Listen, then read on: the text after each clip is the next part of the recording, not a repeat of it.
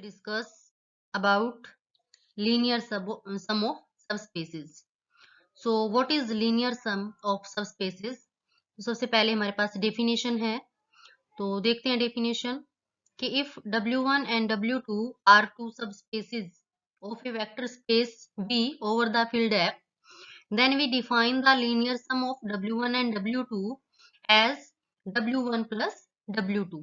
तो इस जो दो सबस्पेस थे W1 और W2, उनके लीनियर सम को हम W1 प्लस W2 के फॉर्म में डिफाइन करते हैं। और इस सेट में किस टाइप के एलिमेंट्स आएंगे, तो इसमें एलिमेंट्स हमारे पास small W1 plus small W2 इस टाइप के हमारे पास एलिमेंट्स आएंगे, जहां से ये W1 जो फर्स्ट एलिमेंट है वो सबस्पेस W1 से आएगा, और जो सेकंड एलिमेंट है W2 ये हमारा जो दूसरा सबस्पेस है W2 यहाँ से आएगा। तो ये हमारे पास लीनियर सम की डेफिनेशन है दो सबस्पेसेस के लिए। तो रिमार्क में देखो, एक छोटा सा रिमार्क्स है इससे रिलेटेड कि लेट W1 कोई भी एक आर्बिट्रेरी एलिमेंट है सबस्पेस W1 से। तो अब क्योंकि W1 सबस्पेस है, W2 भी सबस्पेस है तो वेक्टर स्पेस की सारी प्रॉपर्टीज को सेटिस्फाई करेंगे। तो इसलिए जो जीरो होगा दैट इज एडिटिव आइडेंटिटी, वो W2 में बिलोंग करेगा क्योंकि सबस्पेस है तो with respect to addition abelian group form करता है, तो इसलिए एडिटिव आइडेंटिटी जीरो इसमें बिलोंग करेगी। तो देयरफॉर जो W1 है, जो हमने W1 का एलिमेंट लिया था, इसको आप किस तरह से लिख सकते हो W1 प्लस जीरो, क्योंकि जीरो एडिटिव आइडेंटिटी है तो फिर से आपको W1 ही देगी। लेकिन ये दो एलिमेंट का सम, जहां फर्स्ट एलिमेंट सबस्पेस W1 से है, दूसरा एलिमेंट सबस्पेस W2 से है, तो इस टाइप का जो एलिमेंट है ये तो हमारा किस में जाता है, लीनियर सम में। अभी अभी हमने ऊपर डेफिनेशन दी थी, तो ये एलिमेंट बिलोंग करेगा सबस्पेस W1 प्लस W2 में। तो इसलिए देखो, ये जो स्मॉल W1 था ये हमने सबस्पेस W1 से लिया था, और यहाँ ये कहाँ चला गया है, ये W1 प्लस W2 में चला गया है। तो इसलिए जो W1 है वो किस में कंटेंट हो गया, W1 प्लस W2 में। सिमिलरली हम शो कर सकते हैं कि जो W2 होगा वो किस में कंटेंट है, W1 प्लस W2 में। ये किस तरह से आएगा, जैसे ऊपर अभी अभी हमने दिखाया W1 को कंटेंट दिखाया W1 प्लस W2 में, तो अब हम W2 का कोई आर्बिट्रेरी एलिमेंट ले लेंगे, जीरो हम W1 से ले लेंगे, तो W2 का जो भी आर्बिट्रेरी एलिमेंट है उसको लिखा जा सकता है जीरो प्लस दैट एलिमेंट, वो फिर से W1 प्लस W2 की फॉर्म में आएगा, तो वो चला जाएगा आपका लीनियर सम में। तो इस तरह से देखो, W1 भी कंटेंट है दोनों के लीनियर सम में, W2 भी कंटेंट है दोनों के लीनियर सम में। तो अगर हम दोनों तरफ यूनियन कर दें तो W1 यूनियन W2 ये हमारी लेफ्ट हैंड साइड बनेगी, कंटेंट होगा किसमें, W1 plus W2 union W1 plus W2। तो राइट हैंड साइड में तो सेम सेट है W1 प्लस W2, तो इसका यूनियन इसी के इक्वल आएगा। तो इसलिए जो यूनियन होता है दो सबस्पेसेस का, वो हमेशा कंटेंट होता है उनके लीनियर सम में। ये हमने इस रिमार्क में दिखाया, ये आगे हम यूज भी करेंगे। तो ये थी हमारे पास लीनियर सम की डेफिनेशन। नेक्स्ट देखो, हमारे पास थ्योरम है कि the linear sum of two subspaces W1 and W2 is also a subspace of the vector space VF। तो जो हमने लीनियर सम डिफाइन किया है दो सबस्पेसेस का, वो फिर से सबस्पेस फॉर्म करता है वेक्टर स्पेस V का। तो सबस्पेस हमने पीछे वीडियो हम कर चुके हैं, सबस्पेसेस की क्या क्राइटेरिया होता है। तो जैसे अगर हमने किसी भी सेट को सबस्पेस प्रूव करना है किसी वेक्टर स्पेस V का, तो हम क्या करते हैं, जो सबसेट है उसके दो एलिमेंट जैसे U और V हम ले लेते हैं, दो स्केलर्स हम A और B F से ले लेते हैं, और हम शो करते हैं कि AU प्लस BV भी उस सबसेट में चला जाए, तो वो सबसेट सबस्पेस बन जाता है। तो देखो, यहाँ पे हमारे पास W1 और W2 दो सबस्पेस हैं वेक्टर स्पेस V के। तो लेट U और V कोई भी दो आर्बिट्रेरी एलिमेंट हैं W1 प्लस W2 के, क्योंकि अब हमने W1 प्लस W2 को सबस्पेस प्रूव करना है, तो इसके हमने कोई भी दो आर्बिट्रेरी एलिमेंट ले लिए U और V। तो बाय डेफिनेशन U किस टाइप का होगा, क्योंकि W1 प्लस W2 से आ रहा है, तो अभी हमने लीनियर सम तो पीछे डिफाइन किया था, तो U कैसा होगा, W1 प्लस W2 फॉर्म का होगा, जहां ये फर्स्ट एलिमेंट सबस्पेस W1 से आएगा, ये सेकंड एलिमेंट सबस्पेस W2 से आएगा। ठीक है, सिमिलरली V है, V भी इसी फॉर्म का होगा। तो मान लेते हैं V हमारे पास है W1 dash plus W2 dash, तो ये W1 डैश सबस्पेस W1 से है, W2 डैश सबस्पेस W2 से है, तो ये u और v हो गए। अब हम a और b कोई भी दो स्केलर कंसीडर करते हैं f से। नाउ अब हमने ये चेक करना है au प्लस bb। सो au प्लस bb क्या बनेगा? u की वैल्यू कितनी है? w1 plus w2। v की वैल्यू कितनी है? w1 dash w2 dash. तो au प्लस bb जब हमने कैलकुलेट किया, a अंदर चला जाएगा, क्योंकि जो स्केलर मल्टीप्लिकेशन और डिस्ट्रीब्यूटिव होती है ओवर एडिशन वेक्टर स्पेस में। सो ये हो गया AW1 प्लस BW1 डैश। हमने W1 के एलिमेंट्स को कलेक्ट किया है। सिमिलरली दूसरा एलिमेंट AW2 डैश, और यहाँ से दूसरे पार्ट से आपका आएगा BW2 डैश। तो ये हमने कलेक्ट कर लिए। अब देखो, ये जो W1 है, ये सबस्पेस W1 का एलिमेंट है। तो क्योंकि W1 सब स्पेस है, तो इसका मतलब वेक्टर स्पेस है। वेक्टर स्पेस जो है वो क्लोज्ड होता है अंडर स्केलर मल्टीप्लिकेशन। तो W1 जो होगा, ये W1 सब स्पेस में गया। सिमिलरली W1 डैश भी W1 का एलिमेंट है, तो BW1 डैश भी किस में गया? ये भी W1 में गया सब स्पेस में। सिमिलरली जो सेकंड पार्ट है W2 और W2 डैश वाला, ये किस में जाएगा? ये W2 डैश, ये W2 वाले सब स्पेस में गया, क्योंकि ये दोनों एलिमेंट W2 के हैं, तो इनका एडिशन भी W2 में जाएगा।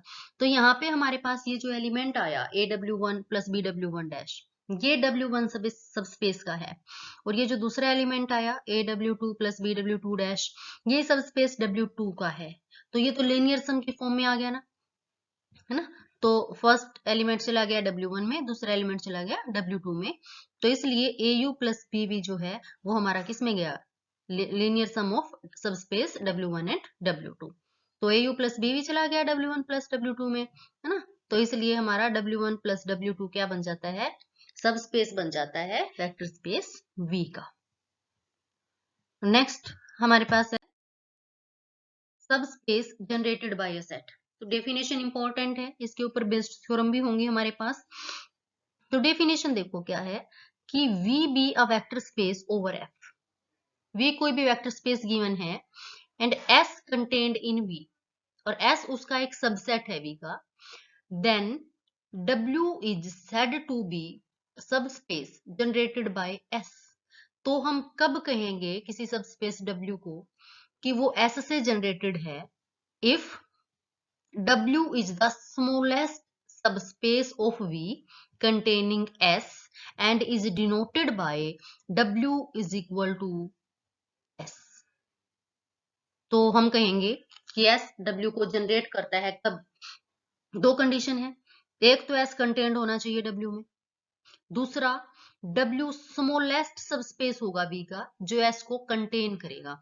मतलब अगर आप कोई V का और सबस्पेस लेते हो, जैसे W1 ले लिया मैंने जो S को कंटेन करता है, तो W1 W से बड़ा होना चाहिए, यानी कि W कंटेन्ड होगा W1 में, है ना, तभी तो W स्मॉलेस्ट बनेगा। यानी कि W से छोटा कोई भी सबस्पेस एग्जिस्ट नहीं कर सकता जो S को कंटेन करेगा। तो ये जनरेटिंग सबस्पेस की डेफिनेशन है। तो देखो इसके ऊपर बेस्ड थ्योरम है, the linear sum of two subspaces W1 and W2 of a vector space V is a subspace generated by the union of W1 and W2। तो कहता है कि जो लीनियर सम है दो सबस्पेसेस का W1 और W2 का, वो सबस्पेस होता है generated by the union of W1 and W2। अब ऊपर जो हमने डेफिनेशन दी थी, अगर हम इस डेफिनेशन को इस स्टेटमेंट के साथ कंपेयर करें, तो यहाँ डेफिनेशन में क्या है कि S जनरेट कर रहा है W को, स्टेटमेंट में क्या है W की जगह क्या है W1 और W2, यानी कि W1 प्लस W2 लीनियर सम है W1 और W2 का, और उसको कौन जनरेट कर रहा है? उसको इन दोनों का यूनियन जनरेट कर रहा है W1 यूनियन W2। तो ये शो करना है हमने। तो जनरेशन के लिए अभी हमने डेफिनेशन दी थी कि जो भी सेट जनरेट करता है पहले तो वो कंटेंट होना चाहिए उस सेट के अंदर, यानी कि पहले तो हमें ये दिखाना है कि जो यूनियन है W1 और W2 का वो कंटेंट है इनके लीनियर सम में। दूसरी हमने कंडीशन ये दिखानी है कि जो ये लीनियर सम है ये स्मॉलेस्ट सबस्पेस बनेगा V का जो इसको कंटेन करेगा यूनियन को। तो देखो, हमने मान लिया कि W1 कोई भी आर्बिट्ररी एलिमेंट है सबस्पेस W1 का, और W2 कोई भी आर्बिट्ररी एलिमेंट है सबस्पेस W2 का। तो क्योंकि ये दोनों सब स्पेसिस हैं, तो ऑब्वियसली जीरो दोनों में बिलोंग करेगी, W1 में भी और W2 में भी, एडिटिव आइडेंटिटी। तो देयरफॉर W1 प्लस जीरो दो एलिमेंट का सम है, एक W1 का एलिमेंट है, एक W2 का एलिमेंट है। तो ये किस में जाएगा? दोनों के लीनियर सम में जाएगा। डेफिनेशन की थी हमने लीनियर सम की आज। तो इसका मतलब क्या हुआ? W1 प्लस जीरो तो W1 ही बन जाएगा, क्योंकि जीरो एडिटिव आइडेंटिटी है। तो इसका मतलब ये हुआ कि जो W1 एलिमेंट है ये तो बिलोंग कर गया इनके सम में, और W1 किसका आर्बिट्रेरी एलिमेंट था? सब स्पेस W1 का, और ये चला गया दोनों के लीनियर सम में। इसका मतलब ये जो सब स्पेस है W1 ये तो कंटेंट हो गया W1 प्लस W2 में। सिमिलरली हम ये दिखा सकते हैं कि जो W2 है वो कंटेंट होगा W1 प्लस W2 में। ये जब हमने लीनियर सम की डेफिनेशन की थी तो वहां पे हमने रिमार्क में ये कंडीशन की थी। तो दोनों तरफ यूनियन कर देंगे हम, तो W1 यूनियन W2 कंटेंट हो जाएगा W1 प्लस W2 में। तो जनरेटिंग सेट की पहली कंडीशन तो हमने सेटिस्फाई करवा दी कि ये जो लीनियर सम है ये कंटेन करता है इस यूनियन को। अब हमने ये और प्रूव करना है कि ये जो लीनियर सम है ना, ये स्मॉलेस्ट सबस्पेस है V का जो इसको कंटेन करता है। यानी कि अगर हम कोई और सबस्पेस लें जो यूनियन को कंटेन करे, तो W1 प्लस W2 उसी सबस्पेस में कंटेन्ड हो जाना चाहिए, यानी कि वो बड़ा बनेगा W1 प्लस W2 से। तो देखते हैं, now to show W1 plus W2 is generated by union of W1 W2, we shall show that W1 plus W2 is the smallest subspace of V containing W1 union W2। इस union को contain करने वाला वो smallest subspace है। तो देखो कैसे prove करेंगे हम। तो late W be another subspace of V containing W1 union W2। तो ये हमने कंसीडर कर लिया कि W कोई और सब स्पेस है जो दोनों के यूनियन को कंटेन करता है। तो हमने ये दिखाना है कि जो लीनियर सम है हमारा वो भी W में ही कंटेन्ड है। तो ये दिखाने के लिए क्या, किसी भी सबसेट को हो, किसी भी सेट को अगर हमने किसी दूसरे सेट का सबसेट दिखाना है तो क्या करना होता है, हमने ये W1 प्लस W2 से हम कोई भी आर्बिट्रेरी एलिमेंट लेंगे और हम ये शो कर देंगे कि वो एलिमेंट किसमें कंटेन्ड है? W में। तो आपका ये पूरा का पूरा जो सब स्पेस है ये कंटेन्ड हो जाएगा W में। सो हमने U कंसीडर कर लिया कोई भी आर्बिट्रेरी एलिमेंट है W1 प्लस W2 से। तो क्योंकि ये तो लीनियर सम है दो सबस्पेसेस का, तो U किस फॉर्म का आएगा? U आएगा W1 प्लस W2 फॉर्म का, जहां W1 आएगा सबस्पेस W1 से, W2 आएगा सबस्पेस W2 से। नाउ W1 W1 से है, W2 W2 से है, इसको हमने कंडीशन 1 नाम दे दिया। अब जो W1 और W2 है ये यूनियन में जाएगा, क्योंकि यूनियन में तो दोनों के एलिमेंट आते हैं, W1 के भी और W2 के भी। तो इसलिए W1 और W2 दोनों बिलोंग करेंगे W1 यूनियन W2 में। एंड जो यूनियन है ये तो हमारा कंटेंट है W में, क्योंकि ये तो हम लेके ही चले हैं कि W एक ऐसा सब स्पेस है V का जो यूनियन को कंटेन करता है। तो इसलिए जो W1 W2 है ये दोनों एलिमेंट तो W में चले गए, क्योंकि यूनियन के थे, यूनियन कंटेंट है W में, तो इसलिए ये भी W में चले गए। तो W तो सब स्पेस है, तो दोनों का सम भी किस में जाएगा? W में जाएगा। और दोनों का सम यानी कि W1 प्लस W2 ये क्या था? U लिया था ना हमने W1 प्लस W2, तो U चला गया आपका W में। ये कंडीशन 2 होगी हमारे पास। अब U लिया तो था लीनियर सम से, चला गया W में, इसलिए जो लीनियर सम है W1 W2 का ये कंटेन्ड हो गया W में, है ना। तो कंटेन्ड हो गया, इसका मतलब क्या हुआ कि W1 plus W2 smallest subspace है जो यूनियन को कंटेन करता है। क्यों? क्योंकि W हमने कोई और लिया था सबस्पेस जो यूनियन को कंटेन कर रहा था, लेकिन ये लीनियर सम इसी में कंटेन्ड हो गया, तो ये लीनियर सम वाला सब स्पेस तो छोटा बन गया आपका, है ना। तो ये स्मॉलेस्ट है। ये थ्योरम थी हमारे पास लीनियर सम की। नेक्स्ट हमारे पास जो डेफिनेशन है वो है डायरेक्ट सम ऑफ सबस्पेसेस। तो डायरेक्ट सम क्या होता है? अभी हमने लीनियर सम किया, है ना। तो डायरेक्ट सम की डेफिनेशन देखते हैं पहले।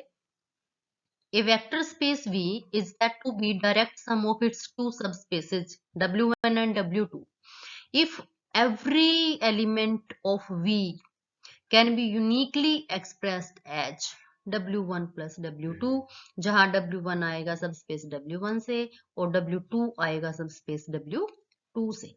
तो देखो लीनियर सम और डायरेक्ट सम में एक वर्ड आया हमारे पास, लीनियर सम में वो वर्ड नहीं था। वहां हमने ये कहा था कि उसको इस तरह से एक्सप्रेस किया जा सकता है W1 प्लस W2 की फॉर्म में, लेकिन डायरेक्ट सम में हम क्या कह रहे हैं कि कैन बी यूनिकली एक्सप्रेस्ड, कि जो एक्सप्रेशन होगा वो केवल और केवल एक तरह का एक्सप्रेशन होगा, यूनिक होगा, उसको हम अलग अलग तरह से इस फॉर्म में एक्सप्रेस नहीं कर सकते। तो अगर यूनिक एक्सप्रेशन है तब हम उस सम को कहेंगे डायरेक्ट सम। और किस तरह से डिनोट करते हैं डायरेक्ट सम को? W1, ये बीच में सर्कल के अंदर एडिशन है, W2, ये नोटेशन है हमारे पास डायरेक्ट सम की। सो V को हम ऐसे लिखेंगे, V is direct sum of W1 and W2। तो डिफरेंस देखिए लीनियर सम और डायरेक्ट सम में क्या है, इसके एग्जांपल देखो मैं आपको बताती हूँ। पहले हमने V3R कंसीडर कर लिया, ये कोई भी हमारे पास वेक्टर स्पेस है, ठीक है। तो इसमें ट्रिपलेट आएंगे आपके पास, ABC इस फॉर्म के एलिमेंट आएंगे। तो एक W1 हमने सेट लिया जिसके अंदर कैसे एलिमेंट है, A B 0, थर्ड प्लेस पे इसका 0 फिक्स है, A और B कोई भी रियल नंबर है। और W2 हमने लिया 0 0 C जिसका फर्स्ट और सेकंड प्लेस 0 फिक्स है, C कोई भी रियल नंबर है। तो ये दो सब स्पेसेस हैं हमारे पास V3R के। तो अगर हम कोई भी वेक्टर ABCV से लें तो उसको देखो हम कैसे एक्सप्रेस कर सकते हैं, क्योंकि V3R से एलिमेंट कैसे आएंगे, ABC फॉर्म के आएंगे। सो ABC को आप कैसे लिख सकते हो, AB 0 प्लस 0 0 C, ठीक है। इस तरह से हम एक एक्सप्रेशन इसका लिख सकते हैं, इसको आप और किसी भी तरह से नहीं लिख सकते। ये एक्सप्रेशन यूनिक है, केवल और केवल आप इस फॉर्म में लिख सकते हो। आप जैसे ही इसकी फॉर्म चेंज करने की कोशिश करोगे आपके पास ये W1 का एलिमेंट होना चाहिए और ये W2 का एलिमेंट, फर्स्ट एलिमेंट, क्योंकि हम W1 और W2 का लीनियर सम डायरेक्ट सम बता रहे हैं, तो आपके पास W1 में इसी फॉर्म के एलिमेंट है AB 0, आप इसकी फॉर्म चेंज नहीं कर सकते हो। W2 में भी आपके पास 0 0 C, आप इसी टाइप का आपको एलिमेंट लेना पड़ेगा। तो देखो इस एलिमेंट को हम केवल और केवल एक तरह से एक्सप्रेस कर सकते हैं। तो यहाँ हमारे पास जो V3 है वो डायरेक्ट सम है W1 और W2 का। अब लीनियर सम में देखो, लीनियर सम में एक्सप्रेशन जरूरी नहीं है यूनिक हो। तो देखो इसका एग्जाम्पल हम देखते हैं, वेक्टर स्पेस सेम है हमारे पास V3R। W1 में किस टाइप के एलिमेंट है, W1 में AB 0 टाइप के एलिमेंट है और W2 में है A0 C टाइप के एलिमेंट। इसका थर्ड प्लेस 0 फिक्स है, इसका सेकंड प्लेस 0 फिक्स है। तो अब देखो क्या हम ABC को अलग अलग फॉर्म में लिख सकते हैं, A B कोई भी रियल नंबर्स है ABC। तो देखो ABC को पहले तो हम ऐसे लिख सकते हैं A/2 B 0 plus A/2 0 C। देखो ये जो फर्स्ट एलिमेंट है हमने लिया A/2 B 0, ये W1 का एलिमेंट है क्योंकि W1 में इसी फॉर्म के एलिमेंट है, लास्ट प्लेस पे 0 और आगे कोई भी दो रियल नंबर, प्लस W2 में इसी टाइप के एलिमेंट है A/2 0 C जिसका भी ये जो सेकंड प्लेस 0 है, बाकी फर्स्ट और थर्ड प्लेस पे कोई भी रियल नंबर हो सकते हैं। जब आप इन दोनों को ऐड करोगे तो आपके पास ABC आएगा। देखो फर्स्ट एलिमेंट फर्स्ट में ऐड होगा, A/2 प्लस A/2 करोगे A आ जाएगा, सेकेंड एलिमेंट B प्लस 0 करोगे B आएगा और थर्ड एलिमेंट 0 प्लस C करोगे C आएगा, है ना। तो ये एक तरह से हमने इसको इस फॉर्म में भी एक्सप्रेस कर दिया। सिमिलरली हम ABC को ऐसे भी एक्सप्रेस कर सकते हैं A/4 B 0 and 3A/4 0 C। अगर आप इनको भी ऐड करोगे ना, ये भी आपको ABC देगा, A/4 प्लस 3A/4 करोगे A आ जाएगा, B प्लस 0 करेंगे B आएगा, 0 प्लस C करेंगे C आएगा। तो अब एलिमेंट एक ही था ABC, लेकिन उसके एक्सप्रेशन हमारे पास दो अलग अलग आए। तो अब यहाँ पे देखो ये एक्सप्रेशन यूनिक नहीं है क्योंकि डिफरेंट डिफरेंट आ रहे हैं, तो इसलिए ये आपका डायरेक्ट सम नहीं बनेगा बल्कि क्या बनेगा, लीनियर सम। तो ये हमारे पास डिफरेंस था डायरेक्ट सम और लीनियर सम में। नेक्स्ट हमारे पास है डिसजॉइंट सबस्पेसेस। ये देखो नाम से भी क्लियर है, डिसजॉइंट सबस्पेसेस। डिसजॉइंट क्या होते हैं, यानी कि दो ऐसे सबस्पेस जिनमें कुछ भी चीज कॉमन नहीं है अदर देन 0। तो V हमारे पास कोई भी वेक्टर स्पेस है, टू सब स्पेसिस W1 एंड W2, उसके कोई भी दो सब स्पेस हैं, तो हम इनको कहेंगे कि W1 और W2 डिसजॉइंट हैं। कब, if their intersection is the 0 सब स्पेस, अगर उनके इंटरसेक्शन में केवल और केवल 0 एलिमेंट है, ठीक है। अब देखो हमारे पास नेक्स्ट थ्योरम है डायरेक्ट सम की, बहुत ही इंपॉर्टेंट थ्योरम है। The necessary and sufficient condition for a vector space V to be a direct sum of its subspaces W and W2 are that, first condition क्या है कि V linear सम होना चाहिए दोनों का, और दूसरी कंडीशन क्या है कि दोनों का जो इंटरसेक्शन है वो किसके इक्वल हो, 0 सब स्पेस के, यानी कि दोनों कैसे हैं, डिसजॉइंट हैं। तो देखते हैं proof. The conditions are necessary. पहले हम सपोज कर लेते हैं कि वी डायरेक्ट सम है W1 प्लस W2 का, और अब हम ये जो कंडीशन थी फर्स्ट एंड सेकंड ये प्रूव करेंगे। तो अगर ये डायरेक्ट सम है ऑब्वियसली लीनियर सम होगा, क्योंकि डायरेक्ट सम में हम क्या कहते हैं कि इसके हर एक एलिमेंट को W1 प्लस W2 की फॉर्म में यूनिकली एक्सप्रेस किया जा सकता है। तो पहली कंडीशन तो ट्रू है। अब हमने ये प्रूव करना है कि जो इंटरसेक्शन है वो किसके इक्वल है, जीरो सबस्पेस के। तो इफ पॉसिबल हम मान लेते हैं कि इसमें कोई नॉन जीरो एलिमेंट है, तो वी हमने कोई नॉन जीरो एलिमेंट ले लिया इंटरसेक्शन से। तो इंटरसेक्शन का मतलब ये होता है कि वो कॉमन एलिमेंट है दोनों का, वो W1 में भी है और W2 में भी है। तो वी चला गया आपका W1 और W2 दोनों में। ऑल्सो वी में भी जाएगा, क्योंकि वेक्टर स्पेस कौन है, वी। तो ये W1 W2 ये सारे सबसेट वी के ही हैं, एलिमेंट तो वी से ही आ रहे हैं, है ना। एंड टू गिव्स, टू में क्या है कि वी लीनियर सम है W1 प्लस W2 का। तो वी को हम ऐसे लिख सकते हैं जीरो प्लस वी, जहां जीरो W1 से आई और वी आपका W2 से आया। सिमिलरली वी को आप ऐसे भी लिख सकते हो वी प्लस जीरो, जहां वी को हम W1 से ले लेंगे और जीरो को हम W2 से ले लेंगे। तो हमारे पास वी के दो अलग अलग एक्सप्रेशन आ गए, है ना। और इसका मतलब तो ये हुआ कि वी का एक्सप्रेशन यूनिक नहीं है, लेकिन हम तो वी को लेके चल रहे हैं, डायरेक्ट सम है वो W1 W2 का, और उसकी डेफिनेशन तो ये कहती है कि एक्सप्रेशन यूनिक होना चाहिए, और यहाँ वी को हम दो अलग अलग फॉर्म में लिख पा रहे हैं, है ना। तो इसका मतलब एक्सप्रेशन यूनिक नहीं है, और ये हमारे पास कंट्राडिक्शन आ गई। क्यों क्यों आई कंट्राडिक्शन? क्योंकि हमने ये कह दिया था कि वी कोई भी नॉन जीरो एलिमेंट है इंटरसेक्शन का। तो इंटरसेक्शन में कोई भी नॉन जीरो एलिमेंट नहीं है, इंटरसेक्शन में केवल और केवल क्या है, जीरो एलिमेंट है। ठीक है, अब हम ये दोनों कंडीशन लेके चलेंगे कन्वर्स में। The conditions are sufficient. हम पहली कंडीशन गिवन है अपनी कि वी किसके इक्वल है, लीनियर सम है W1 और W2 का। दूसरी कंडीशन में है कि जो इंटरसेक्शन है वो हमारा जीरो के इक्वल है। तो अब हमने प्रूव करना है कि वी डायरेक्ट सम होगा W1 और W2 का। नाउ थ्री, ये इस कंडीशन को हमने थ्री नाम दिया है। Three implies that each element V belongs to V can be expressed as sum of an element of W1 and an element of W2। तो इक्वेशन नंबर थ्री हमें क्या देती है कि V किसके इक्वल है, लीनियर सम है W1 प्लस W2 का। तो आप V से कोई भी आर्बिट्रेरी एलिमेंट लोगे, उसको W1 और W2 के एलिमेंट का सम लिखा जा सकता है। ठीक है, तो देखो हमने now we shall show that this expression is unique. हमने डायरेक्ट सम दिखाने के लिए यही दिखाना होता है कि जो एक्सप्रेशन है वो यूनिक होगा।